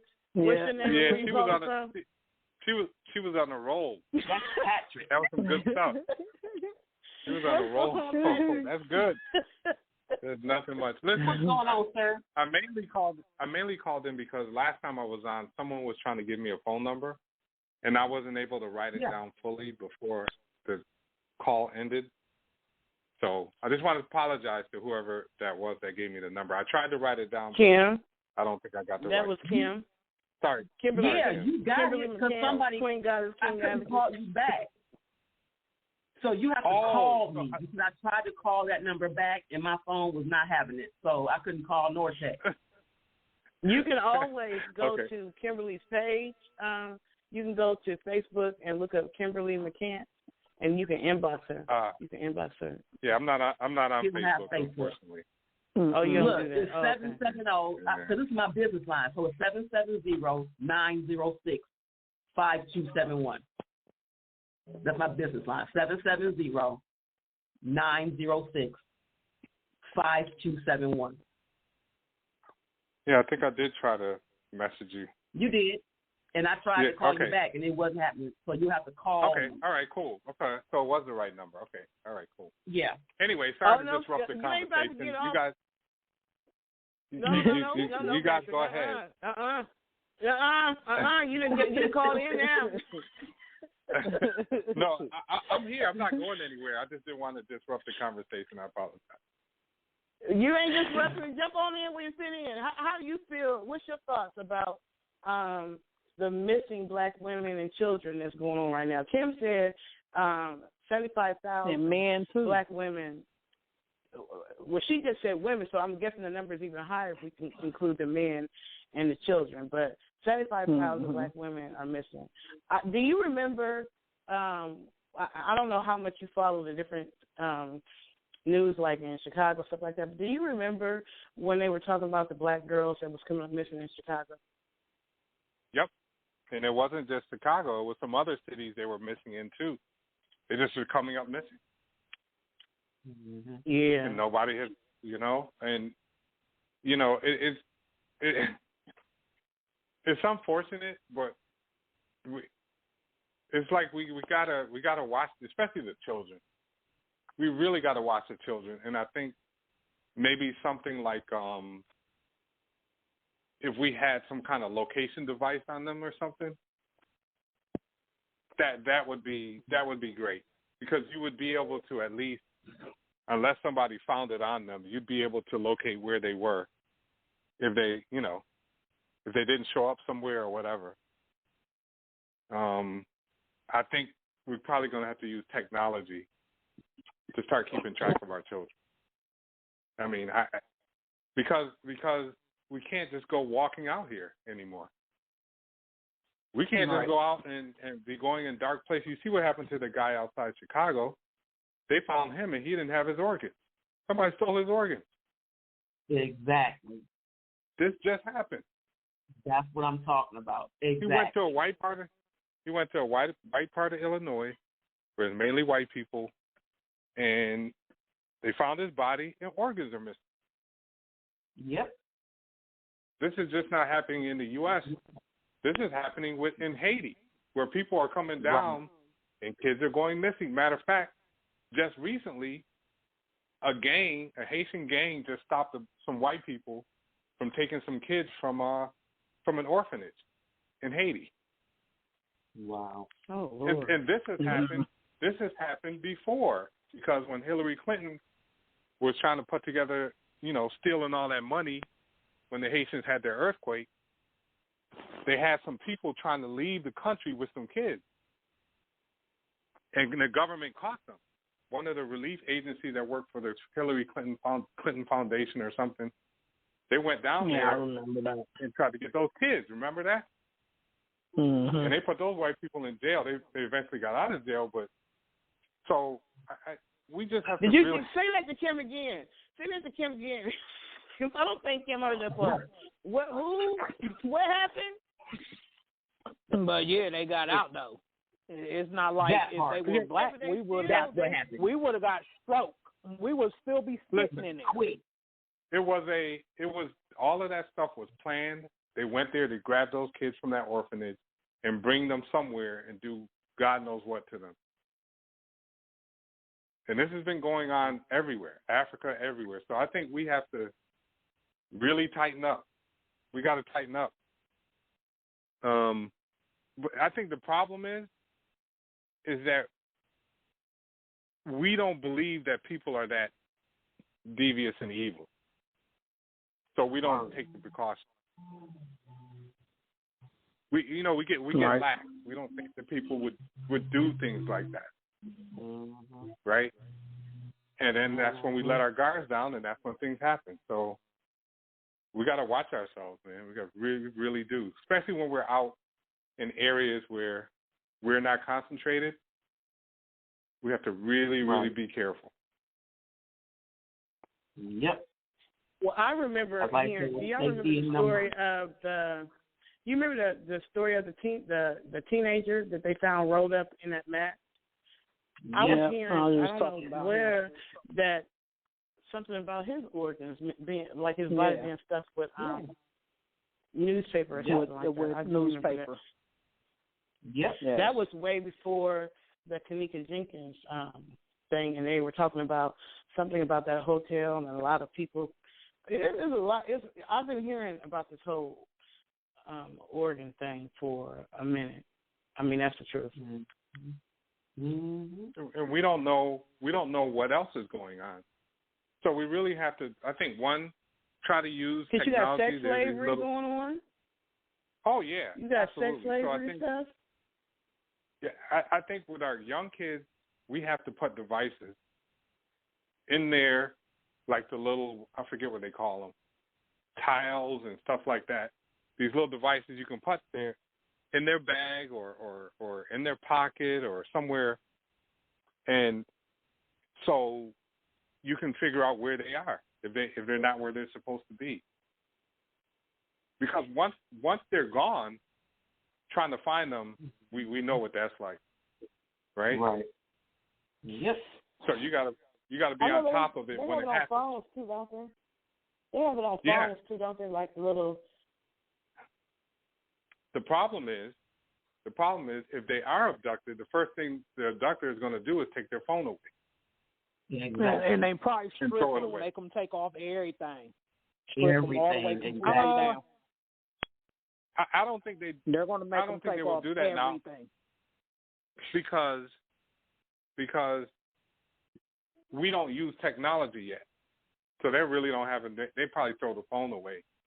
They probably wouldn't check for any devices, so we don't really use them. We don't use tiles and stuff like that. So I just think we need to start trying to do that because it would track not only where they are, but how they got there, the route that they got to where they are, right? So, yeah. And save I mean, that could be the difference. A lot of lives between life and death. Yeah. Right. I mean, what else do you guys recommend? Lyft drivers, though, Lyft and these Uber drivers and stuff, because a lot of them are also snatching folks up. Right. Mm-hmm. And we got to be aware of our surroundings because people could be watching us and we have no idea. So if you're in a rural area or you're somewhere out and you're just going along like you just, and people are watching, you got to be aware. You got to look around. Sometimes you look around and you find you catch somebody looking at you. Yep. We got to be aware. Yes, indeed. And sometimes it's not even people just looking at you. Sometimes you'll find something, an object that's just odd around you, and it may be around you a lot, and you won't pay no attention to it. That could be a recording device. It could be being manipulated. You know what I'm saying? You just don't know. People's mind is so wicked in general. It's just wicked. They find ways to do whatever it is that they're trying to do. This is what I'm saying. Like Patricia, when I say that, I respect, how you want to feel. I get it, but that leads to a whole different type of naivety that'll cause you to be not you, but causes people to be in the number that we're talking about. Being too naive, being so I'm just happy and peaceful and loving and I love everybody and I just want peace all the goddamn time. Sorry, no, ma'am. That's not realistic. It's not realistic. It's not realistic to you because you don't live in that world. Girl, okay, so it's not realistic. It's not realistic to you, but to me, it's realistic. To me, I'm not saying bad stuff don't happen. Of course, bad stuff does happen. I'm not saying that. I'm just saying that I cover my world in peace, and I just pray because that's all you can do. All you can do is pray, cover yourself, and if something were to happen, then you deal with it how you got to deal with it. You know what I'm saying? And you protect yourself the way that you can. I'm not saying walk around naive. I just said watch your surroundings. I just said if you have a drink, don't leave it there. I'm not saying don't take precautions. I'm just saying that I choose to live in peace, and I pray about it, and I don't live in fear. That's what I'm saying. I don't live in fear. I don't walk around in fear. I'm observant and all that kind of stuff, but I don't live in fear. I'd rather see stuff that's half full than half empty. I'd rather say, let's call this, let's do this, let's do that, versus saying, I'm not calling them because they don't give a damn about us. We're going to keep this underground. I don't live in that world. But what's fact is fact, though. But we can keep it moving. Let's just keep it moving. It's facts to those that it's facts to, but it's not facts to me because that's not the world that I live in. It's fact. When it can be proven, it's a fact. There are bad people everywhere, but there are just as many good people. We're not talking about positions of power. We're not talking about just that. We're talking about just that, though. We're talking about what is fact. What is fact is fact. Period. I think you can. I think. Can't you do both? Can't you live in peace and all of that, and take the necessary precautions? The balance, absolutely. As a matter of fact, you should be more at peace when you do take the precautions. That's one of the reasons for taking precautions. Absolutely. Is to have more peace of mind. That's why people have a large more at peace when you got a peace. Right. I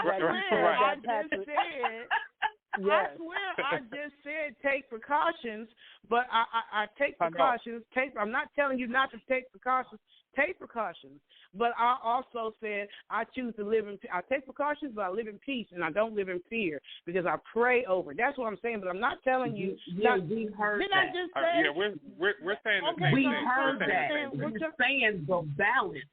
We're saying that. We weren't debating what you just said. We said the balance. It's got to be a balance. That's like walking into a war zone, and you know it's a war zone, and all you going in there with is prayer. Stop that. Yeah, I think you better take something. First of all, if it's a war zone, God ain't even gonna send you that way. He's gonna send you down the other street. Stop it. Have you ever? Do you know that you can make up your own mind? Kim, let me make up your own mind and take your own steps. Do you realize that? Can I say this? Okay, can I say this? So I had an experience. Let me tell about my experience. I speak from experience. So let me speak. Can I speak? Oh my God. So I'm gonna give you two incidents. One, I was coming home. It was a late night. I worked at I think I worked at the jail or somewhere. I don't know where I worked at that point. I was in Atlanta. I was coming home. I didn't have my glasses on. Darn it, and so sometimes me seeing at night, it ain't best when I don't have my glasses on. So I'm coming home, and I accidentally make the wrong freaking turn. I go down a wrong street, which took me a long damn valley to get back onto the right street. But once I got to the right street and I finally got pulled up to my house, my kids ran outside, and it was like, Mom, did you just see the shootout? Because it was like literally in our complex. And I'm like, what? They was like, it just happened. They was just shooting. If I had not taken that, accidentally went on that way, that wrong road, I would have ended up right there at the time when they were shooting. But I wasn't, because God detoured me. I went down the wrong path, but that was purposely done so I would not show up at that exact moment, at that exact time when they were shooting out. I'm going to tell you another time. I was at the gas station. I don't even know what city I was in because I've lived in a couple different cities. But I was in another city, and I was sitting at the pump. And I was doing something on my phone or whatever. A guy came to me. I was probably sitting there a little bit longer than I normally should have been. A guy came up to me to my left, pump on the other side. And he was like, "Are you okay? Are you cool?" And I'm like, "Yeah, I'm cool." I was like, "Yeah, I'm cool. Do I have any help?" So I get out the car and I walk into the gas station. And when I walk in, the lady says, "Did you see the car that pulled up beside you in the back? They've been snatching people's cars, hijacking, doing that kind of stuff." They're like, "Did you see the car? We saw him come up on you, but the guy to your left that got out, when he got out and came said something to you, they drove off." He was like, but we was looking at them because they looked like they was about to try to get in your car. So what I'm saying is God will strategically place people in your life at certain times, his angels, to protect you. He'll send you down the wrong path to keep you away from going down a path that probably would have been dangerous. Like people who say, darn it, if I'd have found my keys, I was looking for my keys, I couldn't find them. By the time I found my keys, I got in the car, and when I got there, an accident had just happened. Things like that happen. God got his angels positioned. So no, I don't live in fear. Do I pay attention to my surroundings? Yes, of course, yes. Do I take precautions? Without a doubt.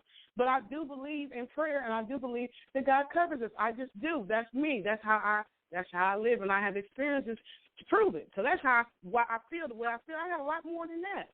Yes. Many more. In Chicago, I got one more number. Shut up. Let me give you this one. Let me say this one last one, and I'm going to be quiet. I promise you I ain't going to say nothing else. I was in Chicago, right? I was about to go and buy some cigarettes from someone, right? I was about to go buy some cigarettes from the store or whatever. And the path that I know, I used to go to that store every day around the same time, all the time. On this particular day, I was about to do the same thing, my same routine I always did, but the phone rang. And when I picked up the phone, it was somebody calling. Normally, it was a business call or something. Normally, try to say something. Normally, I would have got off the phone, but they were talking in my ear in such a way that made me sit down and listen to what they were saying. By the time, probably on the phone 10 minutes, by the time I got off the phone and hung it up, all of a sudden I'm hearing sirens. And I walked down the steps outside, the very path that I normally would have taken, that I always took. The guy had just got shot, just literally right on my path. I'm just saying, and I would have been out while they were shooting if that phone hadn't rung. Things happen. God protects us. I don't care. Yeah, I live by peace. I live by prayer. I sure do. I've had too many situations where I know that he I've been also covered, caused things to happen too, right, Patricia? God also causes things to happen. Like I think that he allows you to go through situations. He said he was on sometimes. He takes his hands off of it, but I don't think he causes it. Okay. He causes things to happen too, Patricia. Like when Patrick was saying that you can be balanced. The good and the bad that I seen through that the other night when I was out was that if I had not been paying attention and would have just walked back and just drank that drink, I probably wouldn't be here today. Ain't no telling what in the world the setup was, because it was a setup. I know what I feel inside, and I know when I feel them that it's true. I know in my heart that something wasn't right that night. I might be some dumb, but I ain't plumb dumb. God allows things to happen. The good thing that came out of that is because I came home. I threw that drink away. I was like, nah, the devil's a lie. You'll love that. You know what I'm saying? I ain't drinking that. I might be some dumb, but I ain't plumb dumb. That's the good thing. God allowed that to happen so I could wake the hell up. Wake up. Pay attention. And I'm glad that I was woke and paying attention. He allowed that to happen to see if I was being attentive, to see what my next move would have been. Go ahead, Patrick. I think your intuition is a blessing. I think the fact that, for those of us who can see around us and we have that intuition and we can look and we can kind of ascertain what's happening around us, and all those things are blessings. They're supposed to be used. Right. That's why we have them, right? Mm-hmm. That's why we have discernment and that kind of thing. That's why we don't walk down dark alleys at night. Mm-hmm. Those things are blessings, right? And we're supposed to put them to use. Right. And I want to say this real quick, and then I'm done. When I'm saying war zone, you looking at it as just going into a bad place that you know is a bad place, and you're just not going to do that, or God is going to protect you from going into a bad place that you don't know. Sometimes you're going to have to be sent. You're going to be sent into these quote-unquote bad places, these war zones. You are going to be sent because what it is that you need to get is in the midst of the war. What you're trying to fight for your peace is in the midst of a war zone. So you're going to be sent in there to get it, which means you got to go in there armed with something other than just a mindset to go get what it is that you're trying to come out with. That also is a war zone. You're not always going to be protected going into one because sometimes, or prevented from going into one, because sometimes your purpose is to go into it. Mm-hmm. So you have to be prepared and armed in every way to go into it. I also feel like the Holy Spirit, that intuition, the little voice within, whatever y'all want to call it, will normally warn you ahead of time. Don't go that way. Don't go this way. Don't go there. Don't do this. Don't do that. The Holy Spirit, that whisper, that voice, that small voice within, I call it the Holy Spirit. You might call it intuition. Somebody else might call it whatever you call it. Most people, before anything happens, they got that warning, they got that feeling, they got that notion, that whatever. But we don't always listen to that. We don't. So we walk into the war zone because we didn't hear the warning, or we didn't pay attention to our first thought, our first mind, whatever you want to call it. And so we end up walking in there. So yeah, we do go through stuff, of course, right? Because we were warned not to take that path, but we took that path anyway. So yeah, that's part of our lesson. So that the next time when something happens, you're going to listen to that voice because you're going to remember what happened last time. And something told me. That's what people like to always say. Something told me. Something told me not to go there. Something told me not to talk to him. Something told me not to go get this or that or whatever. The Holy Spirit is talking to you. The Holy Spirit lives within all of us. So if you listen to that Holy Spirit, a lot of stuff probably wouldn't happen. I bet you if you could go back to some other people who have had horrible things happen and ask them, they will tell you, something told me. Something told me not to go to that party. Or someone told me not to go to that party. Or something. There's always a warning ahead of time. Not always. We just don't always listen. We're not just talking about the warning. We're not talking about the quote-unquote accidental. We're not talking about the accidental. Why we're talking about sometimes hold up. We're talking about sometimes you're going to be sent into. Who was that got sent into the lion's den? That's a war zone. They got sent into it. You got sent into a fiery pit. That's a war zone. You're being sent into the midst of a bunch of your enemies. You're being sent into the midst of a bunch of your enemies because you got to go get something or because you got to go get one person out of there. That's a war zone. You're being sent to somebody who's dealing with emotional and spiritual demons because you got to go get them. You got to save them from themselves. That's a war zone. Okay. Or you didn't learn the lesson that was being taught. You didn't understand what the mission, the whole mission was. You did not understand, or you did not get what you were supposed to have, what you were taught before that. That made you repeat it again. So the next class is more difficult. So the next lesson is more difficult because you didn't learn it the first time. Right.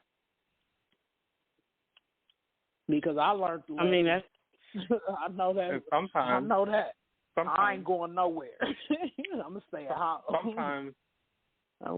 Sometimes evil just descends on you, right? Mm-hmm. Like these little kids who are missing, right? Sometimes evil just overtakes a situation, and you really got to fight, like you said. Look at what's going on in Ethiopia right now. Civil war. People in rural areas getting slaughtered and that kind of thing. People in their houses just minding their business. And next thing you know, guys come in with guns blazing, right? So, yeah. I mean, you got to, it's rough. We live in North America, so we got first world problems for the most part. Yep. But there are people who live in places where they have some real dire situations. So, yeah. Indeed. And going to mainstream media, Patricia, that's a war zone, baby. You can't just go in there with your hopes. You got to be armed because they're going to come after your ass. My God. I'm not going. I'm just telling you what that is. I'm telling you what it is. I understand that, but like I said, okay. I always believed that God has strategically, like you said, certain people, that's their assignment, to go into the war zones or whatever, to go into the different places, to go into places of power, to go into here, there, wherever. He has placed his angels in different places. So how do you know that he don't got some angels that are in the media who will do what needs to be done, regardless of what? Do you understand that you have to have on something in order to get to the angels? Do you understand that? Look, this is what I'm saying.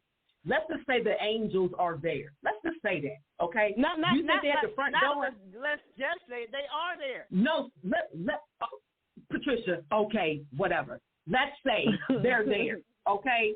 They're not going to be at the front door. Just come on in. They're not going to walk you all the way through. Just come on in. There's nobody here that's not going to harm you. Nobody's not going to come after you. Nobody's going to fight what you're saying. Just come on through. We're going to make sure that what you're saying gets heard and seen and something is done about it. Absolutely not. That angel might be there. That angel might be there. But you're going to have to do some fighting to get to the angel because they ain't going to be right at the door. It depends on what their assignment is. I'm not saying it don't exist. It depends on what their assignment is. You might walk in the door. How many more minutes you might have to fight to get to the door. It depends. It depends. It depends. Who's going to the mainstream media? Who's? I missed that part. So I feel like we should call the news stations and tell them. Kim said they're not going to do nothing. I'm like, okay, well, if they don't do nothing, then damn it, we could say they ain't do nothing. But how can you say they ain't going to do nothing if you don't never make the call? What I said again was this time was they're the first place to go. That's what I said, and I'm gonna keep saying that. Who has the blog radio? Who has podcasts? Did you guys hear about the white guy who got suspended? Podcasts need to be doing first. We need to be doing this because we control our platform. That's what I said. Patrick was trying to say. Okay, Patrick was what? Patrick? Did you hear about the white guy who got suspended? Because there was a white kid who went missing, and he said, it's a shame that nobody brings up all these black women who go missing, black girls and women who go missing. He said that during the broadcast, and they suspended him. Okay. Interesting. Yeah, this happened. War zone. Exactly. This just happened like 3 weeks ago. He brought us up. That's one of the areas that was one of the angels that was meant to bring it out. He got suspended, okay. But you found out what happened, Patricia. They shut him down. He got shut down. This is what I'm telling you. But not before the message came out. Girl, stop. He got shut down. Okay, we just heard about it. Pastors could have done that. Podcasters could have done that and got it out a lot further because they're underground. They don't have to go and get any particular permission from mainstream to do that because they're on their own platform. They control more of their own platform is what I'm saying. You taking away the power that you have right here by saying we need to go give it to somebody else to go do something about what we can do something about. We doing it right now. Right now, because we're having this conversation, we're doing something about it. Now, I'm saying go to other podcasters and do the same thing. We're going to have to continue this on your Facebook page because no, ma'am, not tonight. You want to bring it out, but now you don't. Now you want to quit. Now you done got me all hyped up. You got me over here doing jumping jacks in the middle of the damn floor. Get hyped, sister. I stay on for you. Joe Will, you better call. You got me over here doing cartwheels in the middle of the living room. Now you don't want to carry it on. For what? Because I don't want to keep repeating myself. That's one thing. If we're not gonna move forward, right. I don't feel like arguing. I don't do nothing. Yeah, okay. I don't want to repeat. So basically, we ain't gonna move. The whole goal. Okay, so the whole goal of this show was to basically start the underground movement that Kim said just got started tonight. I don't know. To me, it's always been, but we're spreading the word that there are missing black women and children. It's becoming an epidemic, just like COVID and everything else, just like, racism. It's becoming an epidemic, a serious situation, so everybody needs to spread the word. But I appreciate y'all. Thank you, Patrick, for calling in. Always appreciate you. Thank you, ladies. And we'll continue next week. Because I ain't getting on your thing now, Jim. You made me mad. I'm just playing. I'm just playing. You know I love you. Love y'all. Love y'all. Love you too. Y'all have a good night. Want to move unscripted, y'all. Well, we keep it real with purpose, on purpose. You know what I'm saying? All right, y'all. Love y'all. Love you. Good night. Good night. Good night. You ever take the time to sit down and write about 50 to 100 things you're thankful for? You should try it. It's like real therapeutic. You know what I mean? Tell them.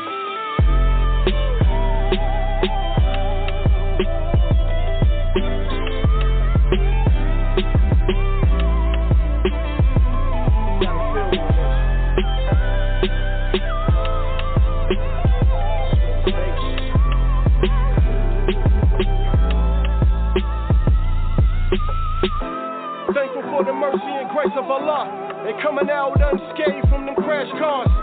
Thankful for my children, I'm praying they listen. I ain't normal, daddy's been given a different mission. An able body and a sound mind, cause hard times made me feel like I was losing mine.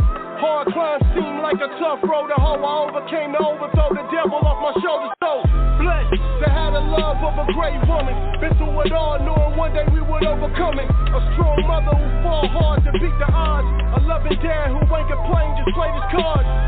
My grandpa's wore a rare breed. I got that Willie Walker drive, watch me succeed. That Bird Robinson hustle was so with me. I'm on my job going hard, let them in feed. Bled, my day one, still my day one.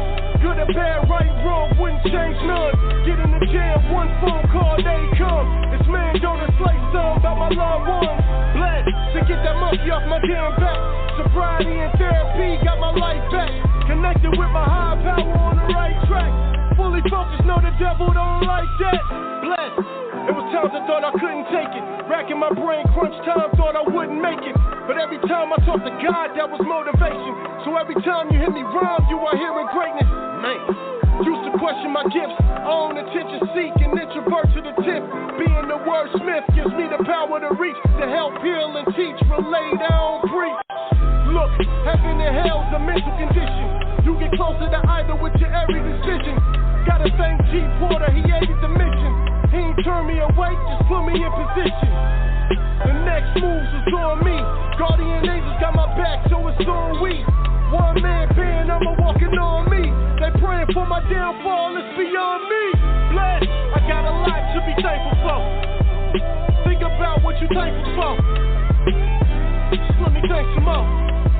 I got a lot to be thankful for. Got a lot of things to be grateful for. Man, I got a lot to be thankful for. It's my favorite part right here. Make that guitar stand up and walk.